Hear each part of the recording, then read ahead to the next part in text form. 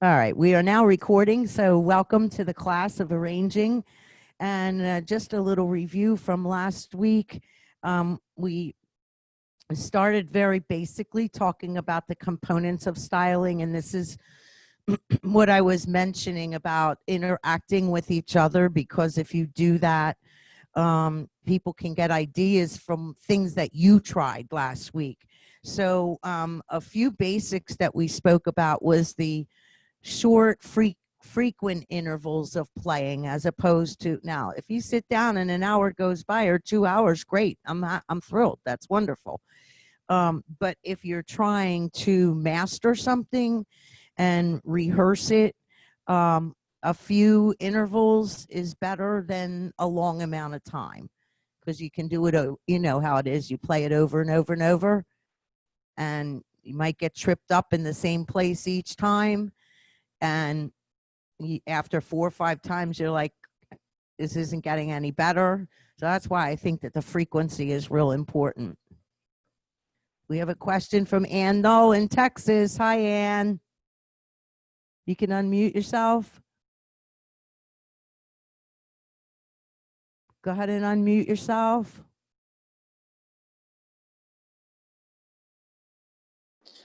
Sorry, Joanie, I don't know. I must have hit something accidentally, but good morning. You now. It's good to see your face. I don't have a question. That was an accident. Oh, okay. Well, welcome. Good to see you, though. Thank you. Good to see you, too, although I can only see your name and not your face. All right. So the other thing we talked about last week was muscle memory. And I just want to keep bringing that up. A lot of you are not beginners, but some of you still are relatively new. The muscle memory is so important. It frees you up. It really creates a nice way of not having to focus on the left hand if it's independent. If it's not independent, it creates a double struggle, because you're trying to get those chords and look at them, and then you're trying to get the right hand. And I guess in this series that we're going to be doing for now, I'm going to encourage you to, I want you to play it as music, not as notes. Notes is black and white on a page, but that's not what really makes you enjoy what you're hearing and playing. It's when you play it musically the way you know it. And hopefully you did that with the song we did last week, I'd Like to Teach the World to Sing. If you remember, we changed the timing a little bit. Instead of equal quarter notes that was in the music, you know, I encouraged you to play it like you would sing it. I like to teach the world to sing. So hopefully you did alter the rhythm. I think Doug has a question. Let us get you, Doug. Hang on.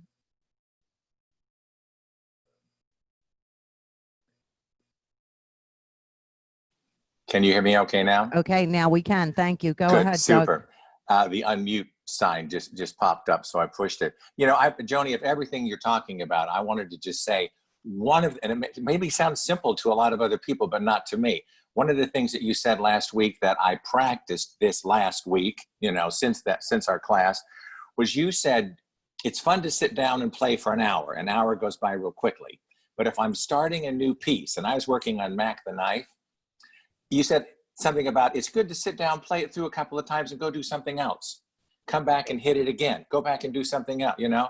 I did that, and honest to God, I was surprised at how much that improved, how much I improved and how much that helped me, rather than just sitting and laboriously forcing myself to get through Mac the Knife and get it right in an hour and a half sitting. So I just wanted to say that. So I appreciate that bit of information. Well, that's good. And that is a really neat way to learn new material. The laboring comes from 100 years ago, mostly piano lessons, of course. Yes. And you will sit there and you will work and practice for 45 minutes, and you can't go out and play till you have a miserable time. You know, it's basically what was taking place. Yeah. Excuse me. So I'm a real believer in frequency, and when you play it once or twice and you go, oh, okay, it's working, and then you go do something else, you're more inclined to go back to it more frequently than Exactly. if you're just sitting there laboring. So I It appreciate really you was saying fun. that. It was Good. fun, and I appreciated that. Yeah. Good. Okay. And you all are already getting the hang of we need to interact with each other more. So it's not a lecture style, because I just think we shouldn't lose that component. So that's what I'm pushing for right now. We talked about the components of styling.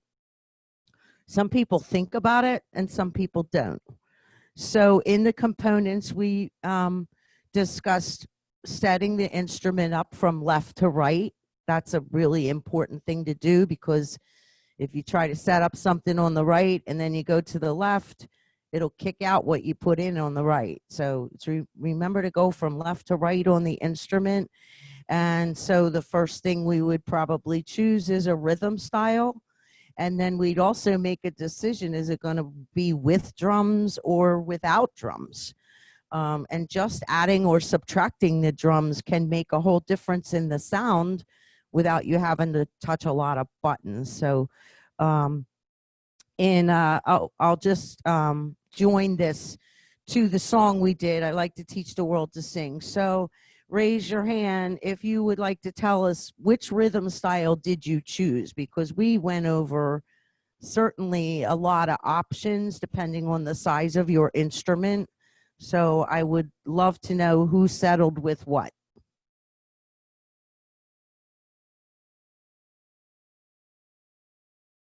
Now's not the time to be shy. There's Jan. We got Jan, and then we'll get Linda.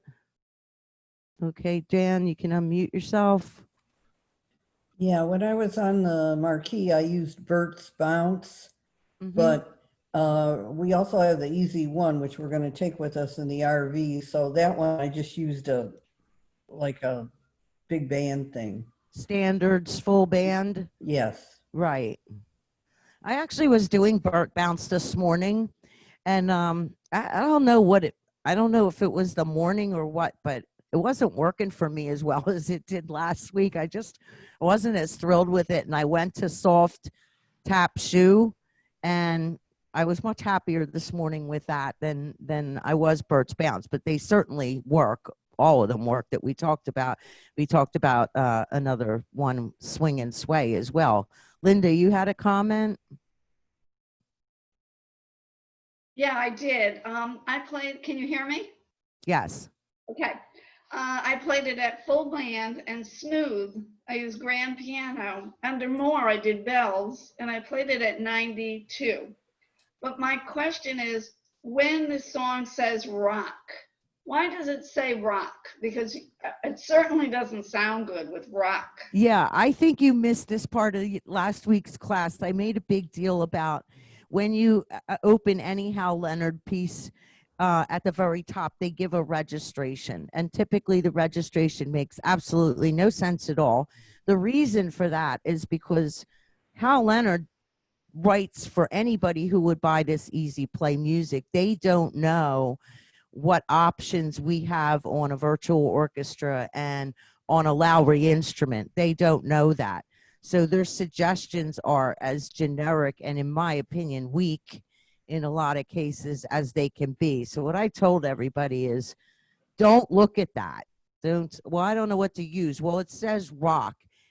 We know that that's not a rock song. We know that that's a sing-alongable happy song. And so just ignore the registration settings at the top, because they're not going to relate to your instrument, and the sophistication that you have is a lot different than what Hal Leonard thinks we have. So that's a very good point, Linda. Thank you.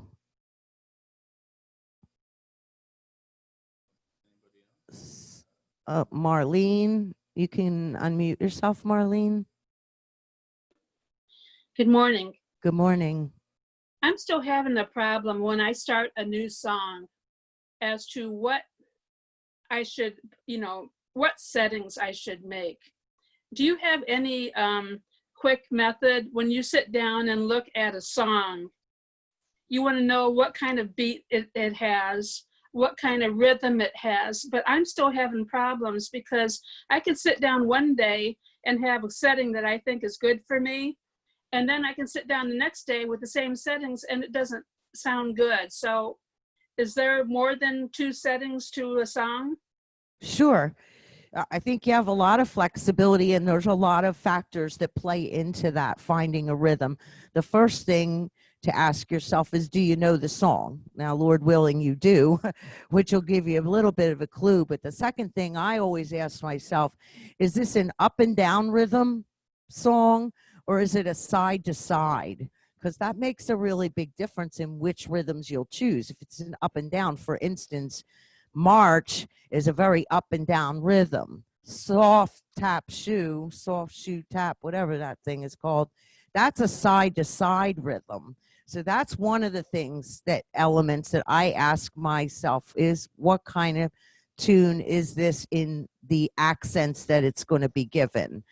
And then I do also recommend, if you want to fall back on song setup, just to see what they would like to suggest. I use that as an educational mode, this song setup, just to see what the factory, Bill Curry and the engineers decided on. I typically don't use it a whole lot, but it's, I think, an excellent tool for people who are starting out, trying to figure out what to do. And it's a sure way of you having some good rhythm that will work. And then hopefully what that does is branch off in your mind. Well, not only would this rhythm work, but this rhythm would probably work. And then you can explore other possibilities after the song setup. So that's always a helpful tool to use as well. What else do we have besides that? Like I said, I think I would ask myself, what kind of song is it? What's the accents? Is it an up and down or a side to side? The other thing I do a lot, especially if it's, I want to get an idea of, what they're recommending at the time, I YouTube it.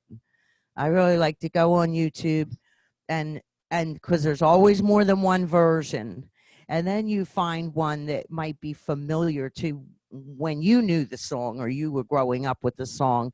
That always gives me some good ideas. It also gives me great ideas for what kind of sounds I want to include in that particular song.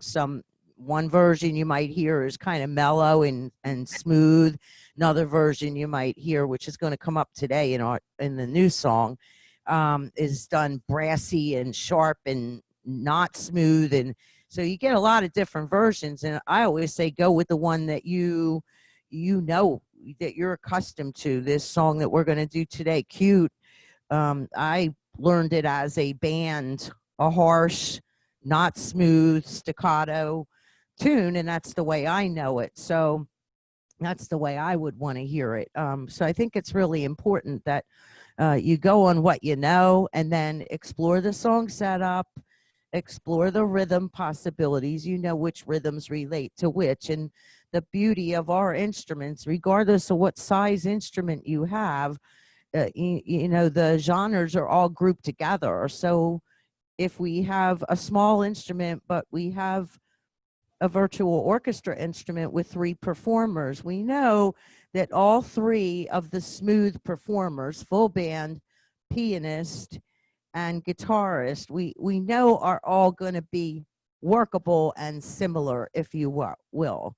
So that's a way to explore it too. If you do not have a virtual orchestra and you have strictly a full band instrument, then you're going to have to vary your rhythms a little bit more, because you're not going to have ones that kind of relate to each other like we do on smooth or soft and easy, if you will, on the other side of those instruments. So that's what I recommend, Marlene, is the couple of things. But my go-to is always, if I don't know something or I can't arrive at the sound, my go-to is always YouTube. And there's not anybody who's with me right now on this Zoom class who cannot do YouTube. You just push YouTube. That's it. And put in the name of the song, and there it comes up. It's like magic for us. So I like to listen to different versions of it. And I never try, as you know, those of you who know me, I don't really try to duplicate the original recording. I don't think that's what music is about. Music is interpretation. And because we have these phenomenal symphony virtual orchestras, we can do it in a lot of different styles. For instance, the song All of Me, I actually did a medley with that song in it. And the reason I did it is because people used to tell me that when I was at Lowry Artist, they liked the song, but they could never play it because it was too fast. And I thought, well, what if it wasn't fast? So I started out playing All of Me on I forget it, the rhythm at the time. I think it was Autumn Keys maybe. And said, what would it be like to be able to appreciate and play the song in a much slower manner? And then through the arrangement, I switched over to a fast rhythm for it too. But my point of the medley was really to show people that, hi, you can totally do it differently than it was designed, and be able to enjoy the song at an interpretation that works for you. So one thing we have going for us is the flexibility, that's for sure. Does that help you, Marlene? Yes, thank you very much. You're very welcome. My pleasure. Anybody else? Okay. So we are, we talked about finding a rhythm style. And truthfully, that to me is one of the most difficult things, especially if you don't know the song. There's times even now when I'm trying to do something new, I struggle. What rhythm should I use? And a lot of times it's good food for thought to interact with each other, because I might find a rhythm I think I should use, but I'm not sure. And then I might say to Brian, what would you use on this? And he may come up with a completely different idea. And I'm like, oh, that's a possibility too. So, we have a kind of a tight knit group. I hope you talk to each other by phone. Hope you have each other's phone numbers. It's really great to reach out, because of the hobby we're doing. The more people you can get in touch with, the better, including call us, and we might give you some ideas as well. And then the next big issue we discussed was tempo, which I find is kind of a nightmare for people, because whatever the instrument comes on at, you start to run with it. I mean, God bless you. You just follow the rules. It came on here, so I'm going to start. That's not the way to learn a song. It's too fast. So the tempo, the correct tempo is the one that you can play it at. And if you can't, then it's too fast and you need to slow it down. The built-in tempo can be your goal. I suppose you can make that a target. Maybe you'll get to that target and maybe you won't. But I always say, especially with lyrics, tempo, if you can't be saying the words, then you're playing too fast. And because we hear, I don't know, back in the day, if you recall, walking through malls and organ stores would be front pumping, as we called it, and they'd be playing a song real fast and it had words to it, and the song, but you couldn't get the words in because they were speeding along, impressing everybody with their fingers. That's not a good tempo. A good tempo is the one that you can speak the lyrics or sing the lyrics, and find that you can keep up with your left hand and your right hand. But again, I want you to play music. I don't want you to play notes. I really would encourage you, play the music. You got to be singing it in your head. Don't be looking for the next notes in F, the next notes in E. Don't look at it that way. Look at it as make some music and do it the way you have it in your ear. And it's going to come out sounding better, and it's going to satisfy you more, I believe, for sure. Any other questions? Okay, then we talked about sounds. And we talked about the sounds based on the style. We have great helpers today because we have style setup. Perhaps you're on a different instrument that has rhythm presets, the same thing. It's just called a different term. So there's a lot of suggested sounds that happen to go with the background there. But sometimes you want to customize it for sounds that you like. And a great example, I don't know how many of you know Linda. Wave your hand, Linda, so they can see you. There she is. So Linda takes a lot of time to choose out what sounds she wants to use, and she experiments. She puts on a sound and then, I don't really like that. Let me try this one. And so she really looks into choosing sounds, which she does a great job with. And the other suggestion I made about choosing sounds is based on the lyrics. When you read the lyrics, you can kind of get, if the lyrics say, I'm going to a funeral today, it was a horrible, horrible death, probably going to be a heavy instrument like bagpipes or something, If you're thinking of a song, I like to teach the world to sing, it's a happy, upbeat. So you're going to want to choose sounds that are happy and upbeat and what I call lighter sounds. Like I had somebody the other day. Sorry, I don't know why my nose is itching. I guess I'm so not used to wearing my mask that can't help myself. I was listening to somebody play, I forgot what the song was, but it was like a Marianne or that type of tune. And she played it with a baritone saxophone. And I was like, wow, that's a really heavy, in my opinion, instrument. And she said, I know, but I like the sound. And I said, that's fine. You can play it that way. But let's fool around with some lighter sounds to see if you can get a little energy into the song. And of course, she ended up liking the lighter sounds better. But, when you use baritone saxophone or breathy saxophone or oboe or bassoon, they are, even trombone is a heavier instrument.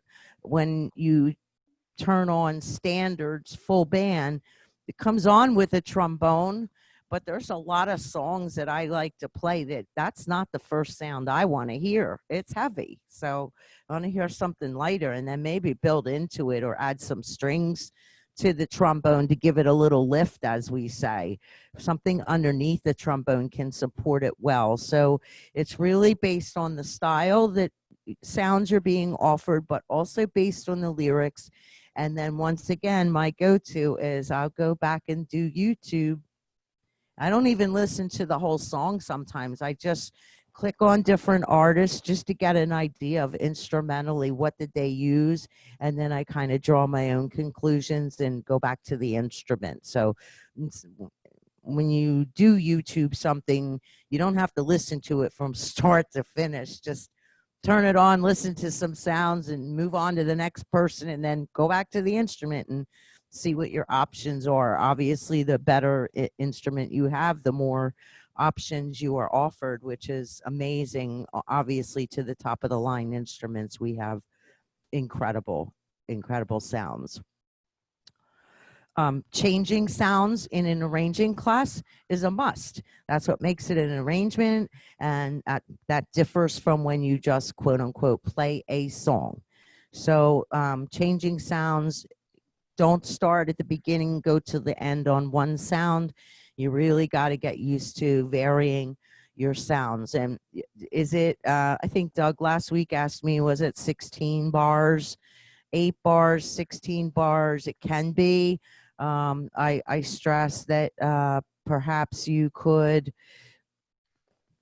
listen to the musical phrasing. So sometimes it's 8, sometimes it could be 16, but sometimes it differs in a shorter song. You might find the one musical phrase is only 4 measures. So that can have to do with where and when you change. We just don't want to change in the middle of a musical phrase. If you want to be quote unquote neat about it, you do want to get to the phrase. Now, a musical phrase, one way you can identify it is as a singer would sing it, where they would take a breath where there's a comma. That's probably a musical phrase, whether it's 4 measures or 8 measures or 16 measures. Probably not 16 because they'd run out of air. Somewhere along the line they took a breath. So That's another good place to know where you can change a sound is per the musical phrases. And then the last element we talked about was the effects and what you're going to use to do the extras. I think most people use the fill. I think people who own smaller instruments, I'm looking around and I am seeing some of you who have some smaller instruments. And so you tend not to use the fill as frequently, especially if you're reaching up and touching the button. It's not real convenient. It kind of throws you off. It can make you lose your place.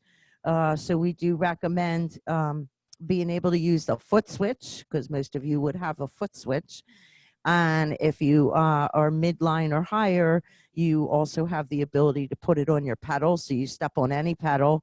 And I actually just stepped on a pedal thinking you would see that, forgetting that Zoom has me in a little box. So you didn't see my foot or my shoe or anything else. Sorry. But stepping on a pedal is much easier, but gosh, really easy. And, you know, from the fanfare on up, we have that ability to have that, the fill on the pedals. So that's really an easy way to do it. And since you don't play pedals, it's nice to turn the button on, let the pedals be on, and put some other extras on it, like a fill, or maybe a cymbal roll, or maybe a bell tree.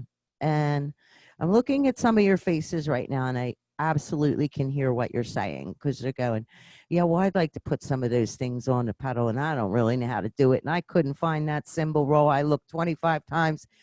I get it. I get it, because it is a lot of scrolling to find some of the extras that are really, really neat features to use. That's a Zoom lesson with you personally. I can walk you through it, Brian, Jason, tell you exactly what to push, where to scroll, how to do it. We even can, in my case, I put the computer up to the instrument so you can see the screen and help you apply some of those effects to the pedals. Why not use them? You have them. You paid for all of them. Make them sound good. So that Easier was said than the, done, Joanie. I'm sorry. Is it easier said than done? Well, that's why I say go ahead and make a private lesson Zoom with us, and we I can will. talk you through it. Once you've done that a time or two, you will find it easier to do that. Thank you. Tell me now, so let's go back to the song I'd like to teach the world to sing. Tell me what rhythms were used. I know somebody said Bert's bounce, and I did Bert's bounce too.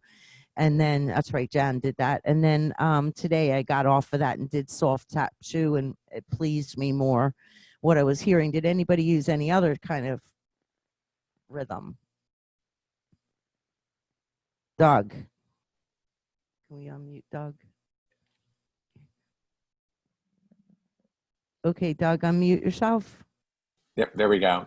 There, great. I went back and forth between the tap soft shoe and swing and sway. Swing and sway, great. And the swing and sway is kind of interesting, because what I did there, and I made this suggestion, I believe, I went from, let me just check this without killing myself on wires. I went from swing and sway and then hopped over to Vegas Big Band to just give it a different flavor right in the middle of the song. Because, you know, it is the same verse like 4 or 5 times. So I did a swing and sway and then skipped over to Vegas Big Band. And that was kind of fun, too, to use 2 different rhythms, because we typically don't do that very often, where we change rhythms in the middle of a song. But I like to do that. I think it's fun. Okay, so I think what I'm going to do is, anybody have any other comments on what you used? I think it's really important that you're learning from each other, and not just me as a lecturer. So I want to keep you involved. Anybody have any other comments you'd like to make?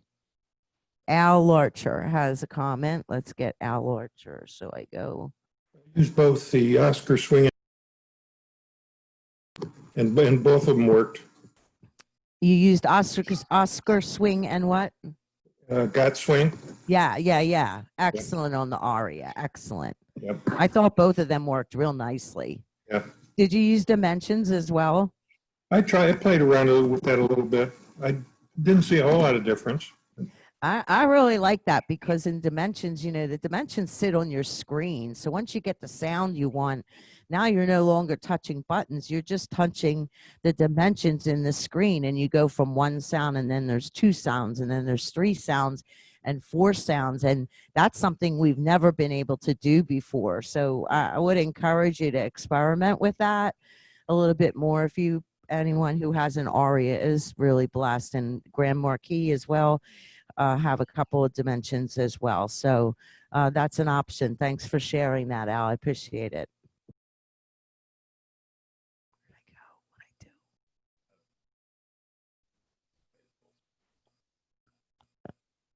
Okay, there we are.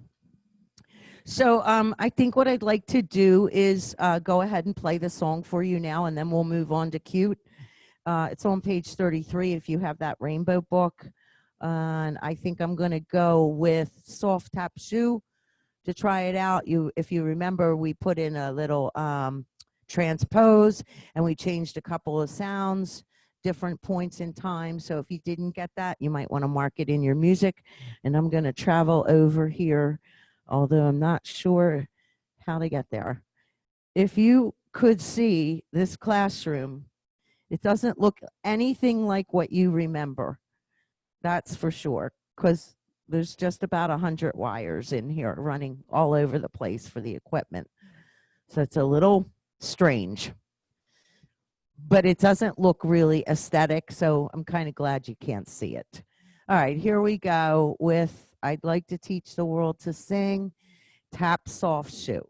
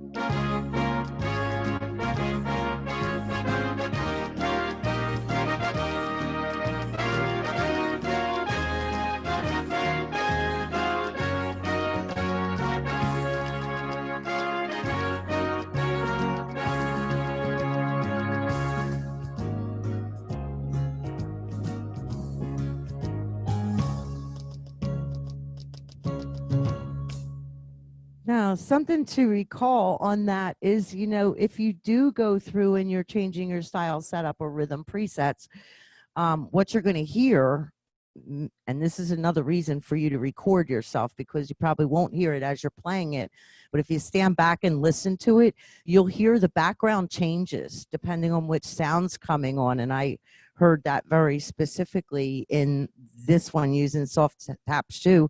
Background was being varied as I would change my sound. So that's a good thing to keep in mind as well.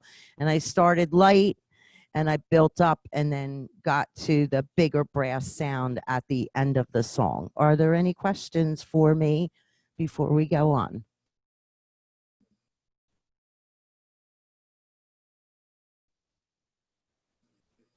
Brian says no, move on. Okay, I'm moving on. So we're going to go now to the song Cute.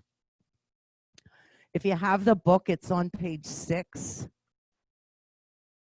And we're going to play with this a little bit. And I realized that we did this as an arrangement in class together back in December.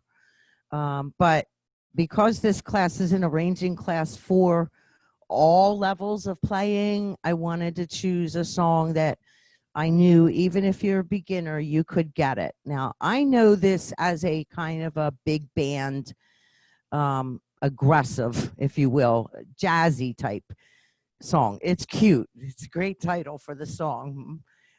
Mind if I say you're cute? So I know it with backgrounds like that. Depending on how you learned it, but I want to mention a couple things about the music before I go on. One thing is it's going to sound better if you start the introduction on an F chord. So you notice that the first chord is G minor, G as in George, but the introduction will actually sound better if you do it on an F chord and then come in with a G minor. I'm also going to challenge you a little bit in this song. The way I learned the song is you never played the first note on the first beat. In other words, I'd play the chord and then I'd come in on the second beat. So Hal Leonard obviously does not write it that way, but I think you'll find it snazzier, jazzier, and fun if you come in on the second beat. And for some of you, that will be easy and innate, and for others, you'll be like, wow, I'm not used to coming in on the second beat. That's okay, you can get it. It's just you're going to do the chord, and then you're going to do your right hand.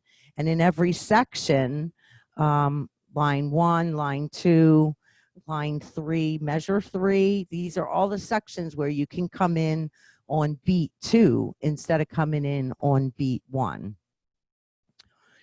We're going to apply the fill at the end of line 1 and hold it through the first measure of line 2. This is one of the skill sets in this song is to activate the fill and run it for more than one measure. Most people are used to touching the fill and they let go. No matter what beat you touch it on, it's going to only finish the measure. So if you didn't get to the fill button until beat 3, then it's going to finish beat 4 and be done. So in this case, we're going to try to hold on to the fill for 2 measures. That happens on line 3, the first 2 measures. I want to hear a really good and complete fill there. On line 5, which is at the top of the page, once again, the last 2 measures. This is time when we're waiting around, so it's a great time to hold the fill. And we're going to use the fill on measure 3 of line 5. And then in measure 4, we're going to change our sound. So style setup, SS, or P with a circle around it for preset, if you're familiar with that. So I'm going to change my sound there while I'm resting on that measure. And I'm also going to transpose up 1 scroll. So I'll be in the key of C to start, and I'm going to transpose up to C sharp. Okay. Again, on line 6, the fill for 2 measures. On line 7, the fill for the last 2 measures.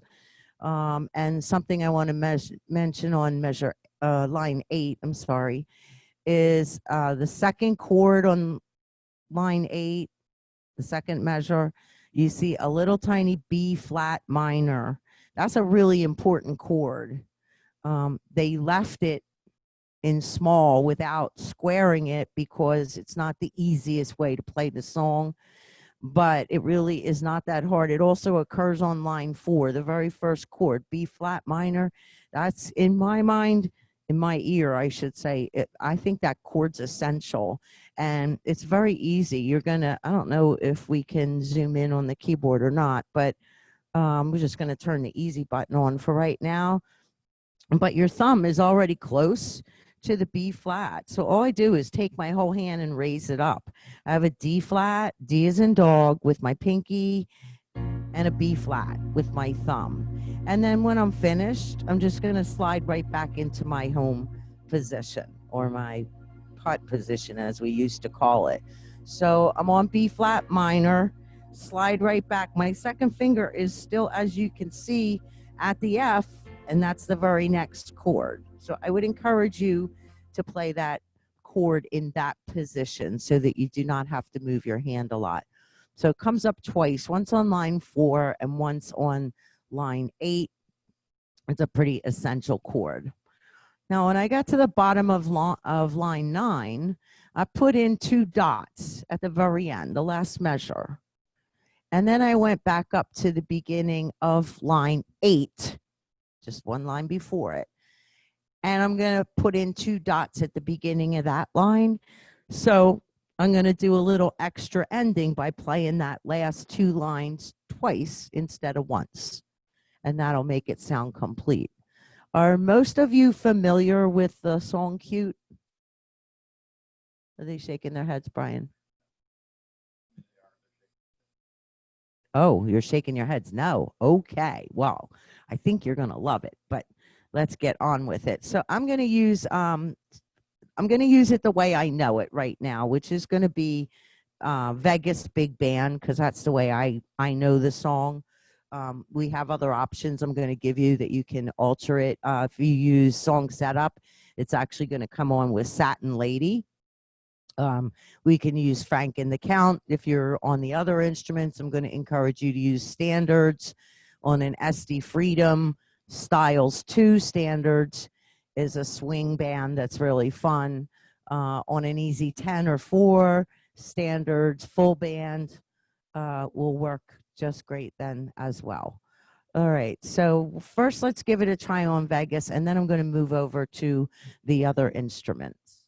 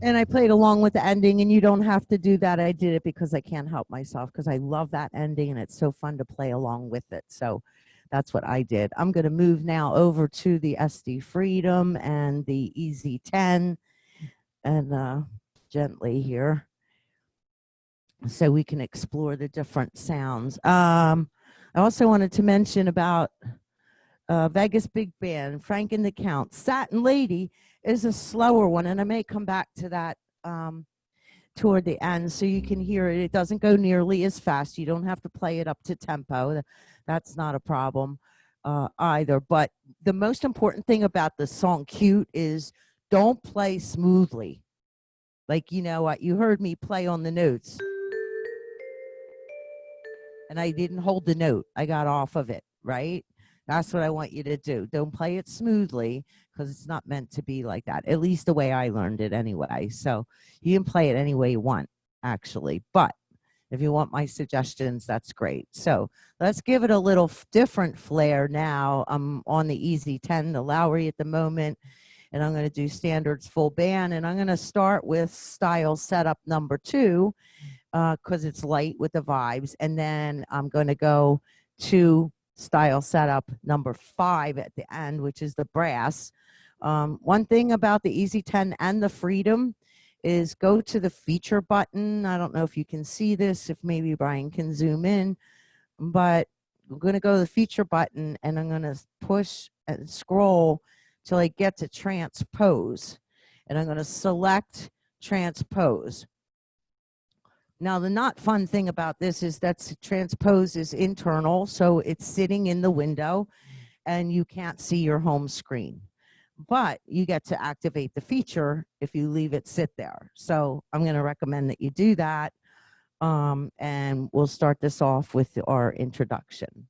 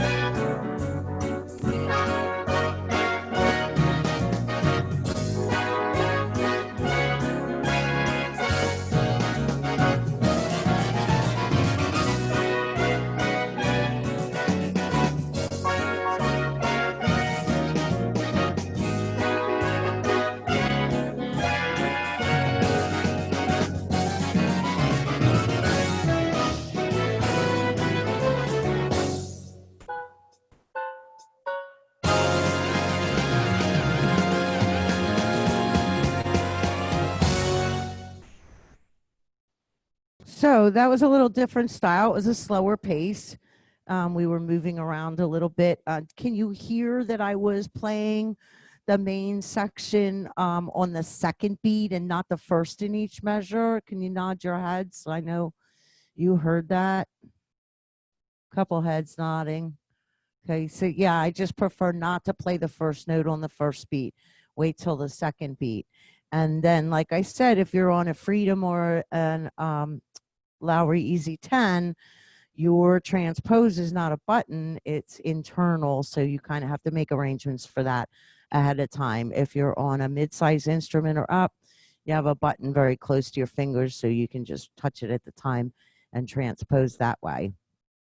Any comments? Do we have, Brian, can you tell by looking at the gallery, do we have anyone who owns an SD Freedom 3? No. Okay, because I did make an arrangement for them as well. So, and Linda Monahan, actually, you might be interested in this. Is on the Freedom 3, I was changing buttons instead of using the setups that it provided me. And I ended up starting out with a woodwind and strings, which you can do on your instrument. And then in the second section, I went to brass with the strings. So I always had two going at the same time, which gave it a little oomph. And I also had included harmony, which, in case you didn't notice, the setups that I did use included having harmony on. So you want to do that. You don't have to start with harmony necessarily, but toward the second section where we change the sound, you really do want to add the harmony to you. Any comments or questions?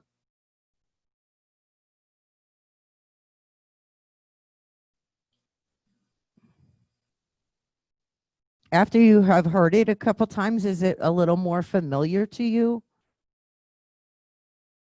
Good. Marla says no. Okay. YouTube it, Marla. That'll help. All right, and I'm just going to run over to the legend one more time, only because I want you to hear Satin Lady, because it is a totally different perspective from Vegas Big Band and also from the full band standards that I was at on the Easy 10. So we're just going to take a little run over here and get to Smice. Oh, Brian's going to show you our setup. It's chaos.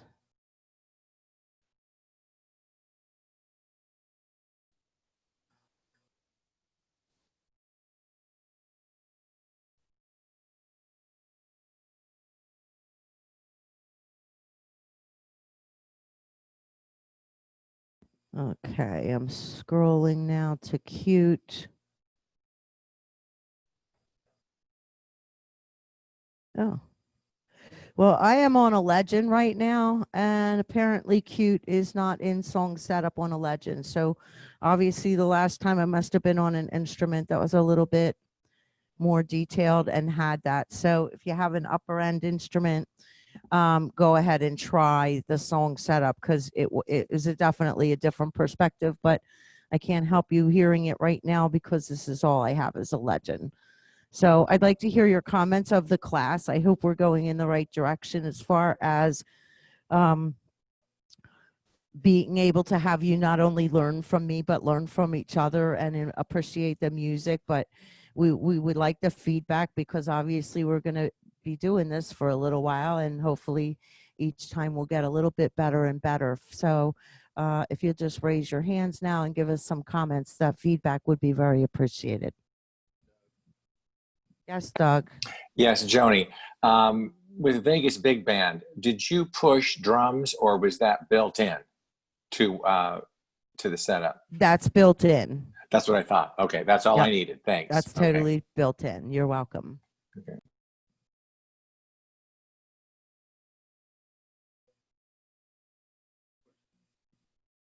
Any other feedback you'd like to give us?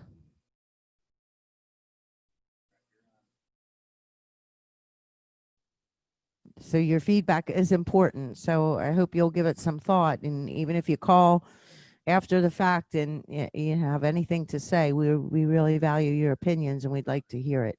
Ron and Mary, go ahead.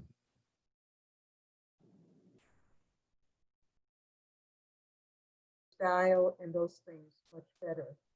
Start over, Mary. We didn't catch the beginning. Talk a little louder, please. Okay, it's very helpful seeing you and your explanations, because it gives me more courage to try these different things and get braver about pushing the buttons. Okay, Good. thank That's you. awesome. Thank you. Kathy? I don't have the music. Will you be sending a copy out somehow? Can you hear me? I can hear you. I'm Oh, okay. deferring to Jason to see what we're doing. He says yes, that we will, but we're going to need to know that. So give a call so we can get a little list going, and then we'll figure out how to do that legally. Oh, okay. Thank you. Yeah, unless you work for Hal Leonard, then the answer is no. Anybody else? Jan? Yeah, I was just going to say this book may be available on Amazon if somebody wants to get the book. They probably can get it on Amazon. Yeah, it is available. I know, because Doug, that's how Doug got it in time. So there is a way to get it. We do not have a copy in the store. I saw someone on the chat asking. We only have our store copy. We do not have any other copies. Anybody else? Joanie Dottie. Hi. Yeah, I have an extra book on number 74 here that I'm not using. It's brand new. So if somebody would like to have it. Okay, you can bring it in, and if anybody needs to get it, they can come see me. Okay. We'll get together. What's the name of the book? Over the Rainbow. Oh, Over the Rainbow and 40 more great songs. What number is it? 74. Anything else? Well, thank you so much for being on the class. I appreciate it. We have about the same number that we had last week, which is great. Tell your friends, especially if you're newer in the hobby, because anybody who's new in the hobby can make these arrangements. We're not making them very difficult. They can be as simple or as difficult as you want them to be, but the difference in an arrangement is just has so much more personality. So I thank you for being with me, and I'm going to give the microphone to Jason, and he has a couple of announcements for you, and I will see you next Tuesday. Tell everyone, regardless of what Arizona says, it's always Tuesday at 11 o'clock for this class, and we'll see you next week. Thank you. Joanie. All right, everybody's unmuted right now, and so you all can Thanks. give a hand to Joanie. Let's give her a round of applause, everyone. Oh, you want me to be in this? No, just put me on the hang on, my cameraman here. We're all learning together here. We're doing Thanks, a great. Joanie. Yes. Oh, there I am. There's Brian. Yeah, and we are so happy you were all able to get on. I want to answer a couple questions out loud first of all, and then I have a couple of announcements.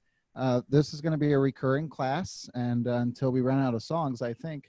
And so plan on being on this class every week at 11 o'clock on Tuesday, Florida time. And then I'm going to be sending out an email to everybody, all of our students in the store. It's going to have the link to Amazon to purchase the book. So you can order it and have it in 2 days at your house and have your own copy.